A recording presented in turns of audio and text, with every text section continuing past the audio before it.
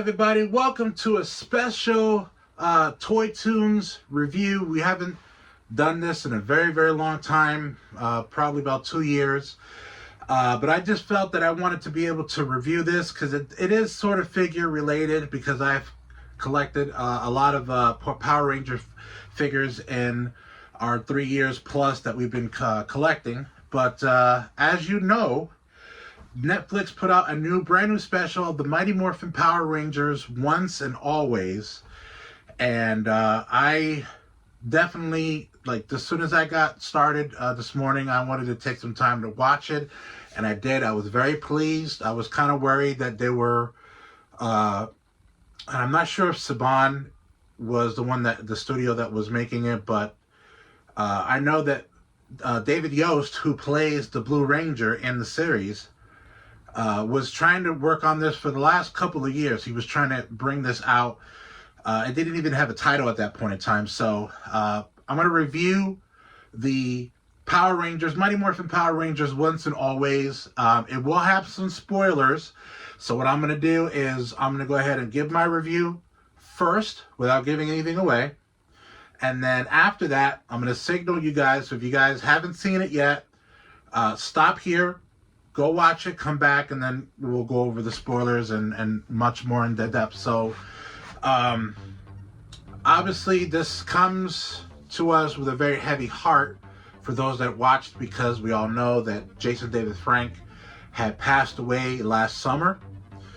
And from what I heard, and all the videos that have been coming out with this particular project, is that they asked Tommy or Jason David Frank, I should say, to play Tommy again in this series. At that point in time, I don't think the script was quite done yet.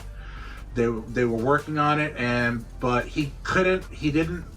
A lot of people were saying that he didn't want to be in it, which is further from the truth. As everybody knows, he's been in pretty much any reunion, so to speak, for Power Rangers over the last 30 years. He's never said no, to my knowledge anyway. But he was already working on another project called The Legend of the White Dragon, so he couldn't commit to the project that they were doing. So just to set that straight for everybody who didn't know what was going on, or basically got some bad information. But so basically it is, I believe it is an hour long. Maybe it's like give or take a couple minutes here, but I actually really enjoyed that special. It really brought me back to when I was 12 years old, when I first started watching Mighty Morphin Power Rangers, living in the Bronx.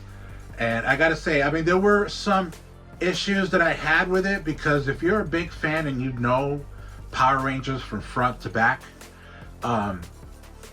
you're gonna catch this issue that I had. Not that bad. I mean, it didn't kill it for me. But there were some chronological issues with the story, and like I said, I'll go into deep dive on that on the spoilers part. But that's pretty much the only thing I had that kind of not make me mad or anything like that, but I caught it and it kind of took me away from the story a little bit. The story is pretty good. That was the one thing that I was actually really worried about, is the actual script. Me being an actual student of film now, because if you guys already know, I'm still in school for filmmaking and video editing, and I've written a script already, just for fun, and I'm actually in the midst of doing another script. So I understand that the story can make or break a film project, regardless of what the property is. If the story's no good, the people are going to get bored and they're just going to turn it off, or they'll watch it and they're like, whatever. It could have been better. I loved the fight scenes were cool. It wasn't spectacular like, Hong Kong cinema or anything like that. There was no Super Sentai footage from Japan that they used for this series. So that was one of the things that kind of like, okay, well, it's all good. The story is good, but are they going to have good fight scenes since they're not borrowing from Sentai footage? So you could tell that, the fighting scenes were good, not great, but they were good. I enjoyed that aspect of it. The Zords, obviously, computer animation that didn't use old Sentai footage. Pretty good for what it is. I mean, it's not. It was basically meant for the people who are really diehard Mighty Morphin Power Rangers fans, or Power Rangers fans. Not even for just Mighty Morphin. If you're a big Power Rangers fan, it was good enough. I mean, we all knew that it wasn't going to be like, you know, Avengers type quality, you know, special effects, but it was good. I was very happy that they used the old Dino Megazord, not the Thunder Megazord. What surprised me is that the person who basically was taking charge, essentially being the leader, which surprised me. And man, you got to give it up to David Yost, man. That guy looks older, but he has aged well. So did Zach, Walter Jones. They both aged well. A lot of people's apprehension for this particular project was, well, how are they going to address the elephant in the room? Number one, David Frank's death last summer, and Tui Trang, who played Trini, she died in a car accident, I think in the early 2000s. And so with that being said, you know, a lot of people's concern with, well, how are they going to get through that? So overall, I would probably give it an 8 out of 10. Like I said, there were some things chronologically that were kind of a head scratcher. It raised more questions than answers, so to speak. But I would definitely recommend it for those who are big Power Rangers fans. And there are some Easter eggs that they did have in this film. It's basically a film. It was like an hour long. I keep thinking it's a TV show for me. To me, it's still a show. It was just an hour-long show rather than a 30-minute show. But yeah, definitely 8 out of 10. I was very pleased. The nostalgia hit me right in the face. There were some good acting moments. So shout out to Billy and Zach, because they pretty much carried this show, or that episode, I should say. A lot of people were calling it like a short film on the Power Rangers Facebook groups. I still consider it as a TV show, because that's what it was when it was on initially back in '93. All right, so now that I've gone over that review, now it'd be the perfect time for you guys to press pause, or, you know, save this, go back, watch it, then come back, and then we're gonna go over some spoilers, and I'm going to actually go into deep dive in what my gripes were and stuff like that. And so in 3, 2, 1. Hang on. Spoiler alert! Okay. All right. So welcome back. If you guys are just joining us back after you've watched the series, so this is going to be the spoilers. So you've been warned. I don't want to hear anything about, oh, this guy spoiled it for me, I haven't got a chance to watch it. I warned you guys from the beginning of the review. I warned you right before we just came back. So basically the story goes is that the Mighty Morphin Power Rangers were the same group that they were from the beginning. So Jason was still basically in the picture, Trini, and of course Zach and Billy, they were still in the actual show. So what happened was that they were battling Rita because Billy was actually trying to get Zordon back. So as you remember, Zordon was no longer available to help them. He went into his the Z dimension, I think that's what they call it. And so in doing so, when Billy was trying to get Zordon back, there was another person that came through the Z dimension that took over Alpha 8. So Alpha was replaced from Alpha 5 to Alpha 8. And what happened was that once that entity came out of Zordon's chamber, it cracked, and then it came out and took over Alpha 8, in which then Rita, Robo Rita is what they were calling her, was born. So basically what happened was that she revived 2 of her monster. The first one was Minotaur, Snizzard. I hope I pronounced that right. So it was because Robo Rita was reborn. She basically revived Snizord and Minotaur, and they were all like robotic because she was robotic, and basically revived them. And there was a part of the fight scene where all of the original, and Tommy was supposed to be there too, which I'll explain in just a moment. So they were fighting the putties, and Rita was gonna shoot Billy, and they were on a cliff.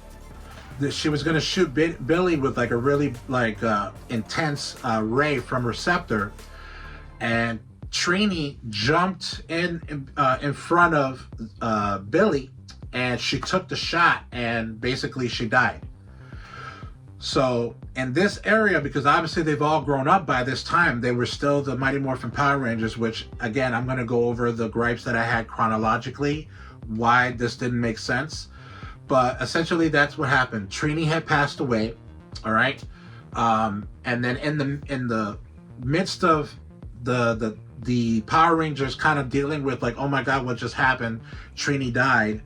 Snizord basically caught or captured Kimberly, Jason, and Tommy, and basically shrunk them down into like, actual figures like you can see back here, and put them into this chamber that was basically stealing their powers, their morphing powers, to be able to open a portal.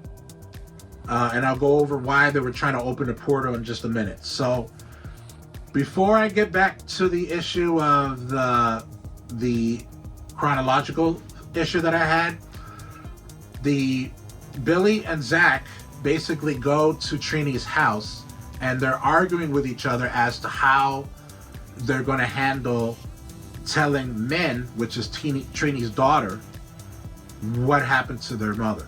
So at that point in time, she kind of overheard what they were talking about, and obviously she was devastated because it was her mom.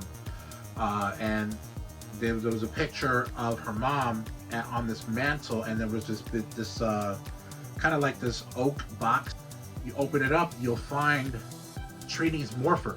Okay, so I'm gonna stop right here before I go through the other story, the other spoilers, and say this is where I had a little bit of an issue as far as like the chronological thing. That kind of took me away for it. I was able to get it, over it very quickly. But so if you're a huge Power Rangers fan and you followed it from day one, all right, you know that the Dino coins, the Dino Power coins were destroyed. That's why they had to go and get the Zeo crystals to get the Zeo Ranger powers. And technically, those powers still exist because they never lost them. It's just basically they were still the Zeo Power Rangers, and then the new season was Power Rangers in Space. So they were still technically in on Earth, and they had other Rangers doing different things, in different parts of the country and whatnot. But that's where it kind of got me right there, is that the power coins were destroyed, so they couldn't use them again. Why would they use them, or how could they use them if A, Zordon was gone, still in the Z dimension, I guess lost, and 2, where did they get the powers to be able to re-energize the power coins? Even with there was a Power Rangers in Space episode where Adam comes back and he's helping Carlos. Yes, Carlos. So in Power Rangers in Space, Carlos has an issue where he injures one of the Rangers, and he feels bad. And I hate to go off topic, but this you'll know where I'm going. And then Adam comes back to train Carlos to kind of get his confidence back, because he couldn't be able to focus on being a Ranger because he was so afraid that he was going to hurt somebody else. And on that episode, Adam still has the morpher with the damaged power coins. And Alpha told him straight up, he goes, listen, like, if you use that power coin with that morpher, because the powers that actually were gone, you could literally either A, cause really, really bad harm to yourself and possibly die, or B, like screw up the morphing grid, and it's going to cause an even bigger problem. So we were told then, even in before Zeo, we're like, dude, those powers are gone. You can't bring them back. So that was number one. Number two, obviously, it showed Tommy there, because even though it wasn't Tommy, essentially, he didn't take off his helmet to show it was Tommy. But that's what they were trying to convey, that story, that Tommy was still there, but he was just captured. We all know that the Green Ranger's powers was already taken away because it was part of the Rita's power, that she actually, the one that created that power coin for the Dragon Zord. And when they did the candle, once the candle went down to its last flame and the flame gone, his powers were gone. Zordon would try to re-energize him as much as he could, but pretty much those Green Ranger powers were gone. So how could Tommy still have those Green Ranger powers? If anything, it should have been the White Ranger. If they were going to go that route, there should have been the White Rangers rather than the Green Rangers. So that was one of the parts that kind of like got me. It wasn't chronologically correct based on what the lore. So I don't know if this was supposed to be canon or if it's not canon. With what I was seeing in this whole special, I don't believe this is canon, because obviously that's a big. Those are two big things that they were conveying to the audience. That was like, any Ranger fan knows there's no way they could have those powers. So let's just, for all the sake of purposes, we'll just go forward. I'm going to go over the rest of it what was going on. So at that point in time, Jason, Kimberly, and Tommy were taken. So it was only Billy and Zach that were left. And they needed help with fighting Robo-Rita, Minotaur, and Snizzer. Because at that point in time, they were capturing all the other Rangers. So there were some Space Rangers. I think I saw the Mega Ranger from Power Rangers Turbo. I think I'm saying that right. But there were other Rangers that they were capturing that was feeding their morphing energy into this time portal, and it wasn't revealed as to what was Rita, siphoning their powers for. And she basically, towards the third act, you'll know exactly what's going on. So they needed help from other people. So they actually called Aisha and Adam. And Aisha and Adam were actually in space helping out with, and it actually had an insignia on their clothing. It said SPA. So S is in Sam, P is in Peter, A is in Apple.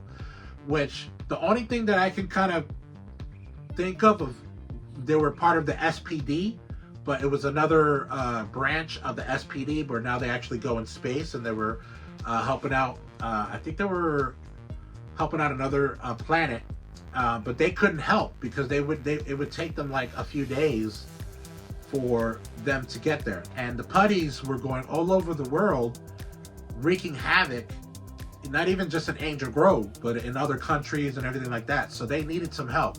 So they called Kat, who replaced Kimberly from Mighty Morphin Power Rangers and also went into Zeo and then Turbo. And they called Rocky, Rocky was the Red Ranger that took over for Jason and then became the Blue Zeo Ranger. So at that point in time, they've all grown up, and from what the story was telling us, that Kat was married to Tommy and they had a child. So they basically called them back to help them out, all right? And they told them exactly what happened, and that they were trying to get Billy was trying to get Zordon back, and what came out of the power chamber that Zordon normally comes in, it cracked, and that entity of Rita came out and became Robo-Rita. So at that point in time, they were letting them know, saying, listen, we need your help, and that Alpha 9 and Billy were working on a contingency where they were actually trying to tap into the morphing grid to regain the powers of the Dino coins. So that's how they were able to get those powers back, so to speak. And that basically covers that whole chronological issue, is how come they were able to get the Dino powers back into those power coins, because they were gone. They actually showed that Rocky was an actual firefighter, because when they teleported him back to the command center, he was holding like his firefighter gear, and he was actually in eating his lunch. Also, too, the command center is still at the same location that they were always using for like Turbo, Zeo, and Mighty Morphin, but Billy had became like a famous scientist and got like a actual like technology company that he started. So he had his own company when he grew up or became, you know, an adult. But the the command center was actually in the bottom of his company. So none of the employees knew that the Power Rangers command center was below the building. So that was kind of cool to see that they actually still kept the same command center, but it was below. One of the deep cuts is that the Rad Bug, if you guys remember from Mighty Morphin Power Rangers, the Rad Bug is how they used to be able to travel when they couldn't teleport to where they needed to go, because the Rad Bug flies. So it was the Rad Bug 2. It actually had the license plate Rad Bug 2, and it was a convertible, which was really, really cool. I actually really liked that deep cut.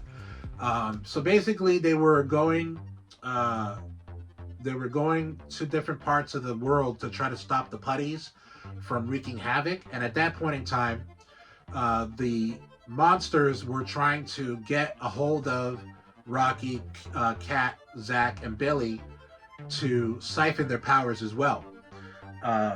During that time, when they were going through all this, Min, Trini's daughter, blamed Billy for his mother's death. And Billy, throughout the whole series, or that whole episode, was kind of basically had a lot of guilt, you know, and was kind of throwing him off his game a little bit. After Trini had passed away, I guess Zach became her legal guardian, and they were living in the same house that Trini was living in with her daughter. And he was trying to kind of reaching out to her, like she was training in martial arts, and she was getting really good. Her whole focus was that she needed to be a Power Ranger so she could get back at Rita. Because I guess there was a year later, after what happened to Trini when she died, and Jason, Kimberly, and Tommy were taken, a year had passed. All right, so they were in that year. They were trying to find out where was Rita. They finally found her taking refuge in the moon, where she was before.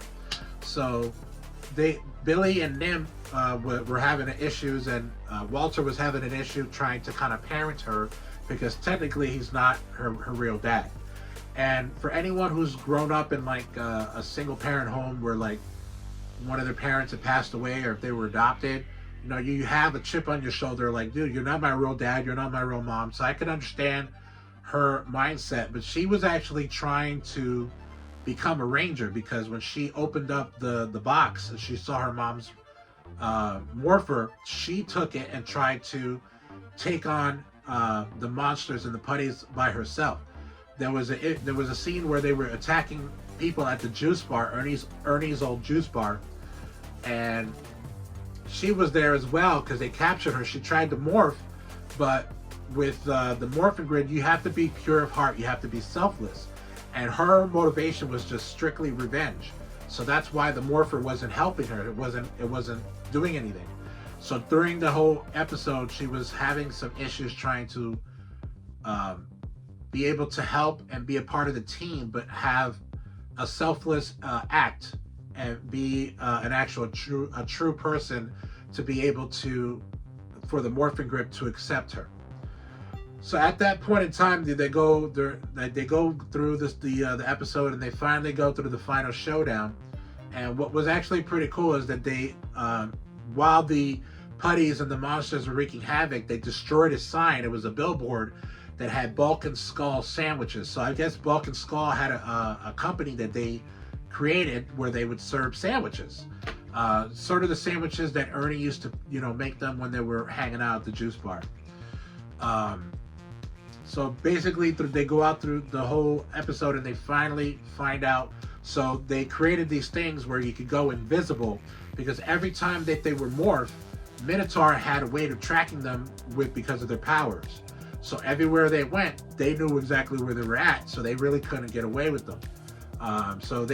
Billy had developed this little thing where you could press it and it makes you invisible even if you're morphed. Basically, they can't find you even if you were morphed. So able to infiltrate Rita's palace so that they could get to that machine and turn it off so that they can get all of the Rangers off of that machine. So when they finally, during their final battle, Rita again was going to shoot Billy, and it almost came pretty close. But Min, just like Trini, got into the way. She had her mom's Morphin in her inside pocket of her jacket, and she lunged herself and took the hit, but she didn't die because of the fact that the power protected her. And when there was like a big yellow glow that was like engulfing her whole body, and all of a sudden she started to get memories of when her mom was young, when they were the original Power Rangers the first time, and they showed some scenes together when everybody was hanging out with each other and when they were fighting together as a team. So finally, they were all able to fight the monsters as a 5 teams, because now Min was able to morph in as the Yellow Ranger, and everybody morphed into their Dino Coins as well, and they defeated Rita. The reason why Rita was trying to get that portal is she wanted to go back in time to basically stop the Rangers. She was going to tell her younger self getting the Rangers before they became Rangers. So basically they were going to kill them before they accepted their Dino Coins. So if they did that, then the Power Rangers wouldn't even be Power Rangers today. And that's what our whole thing was.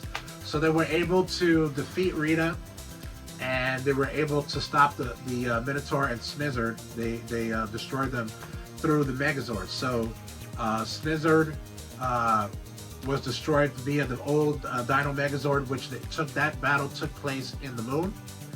And at that point in time, they were able to defeat Minotaur at another location.